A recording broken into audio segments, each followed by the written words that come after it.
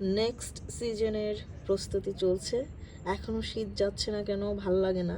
তো চারাগুলো কবে বপন করতে পারবো সেই অপেক্ষায় আছি। যেহেতু শীত, এই লাউয়ের চারা দুটো আতিক নিয়ে আসছিলো কিনে, কিন্তু অবস্থা একদম টাইট। এখনও সময় হয় নাই আসলে বাইরে এগুলো বপন করার, একটু আর্লি নিয়ে আসা হয়েছে। তবে অপেক্ষা করছি কবে শীতটা একটু কমবে, কবে এগুলোকে মাটিতে লাগানো যাবে। আর এই চারাগুলো করলা চারা, এটা মেবি শসা গাছ, টমেটো অ্যান্ড শিম। এই গাছগুলো, এই চারাগুলো আমার এক বড় আপু, চম্পা আপু, তার গার্ডেন করার অনেক শখ। ইনি বীজ থেকে এই চারাগুলো উঠিয়েছে। তার বাসায় আরও অনেক চারা, তো উনি এগুলো আমাদেরকে দিয়ে দিয়েছে। আজকে তার বাসায় আমরা ঘুরতে গিয়েছিলাম, কিন্তু তিনি এই চারাগুলো দিয়ে দিয়েছে যে নেক্সট মান্থে এগুলো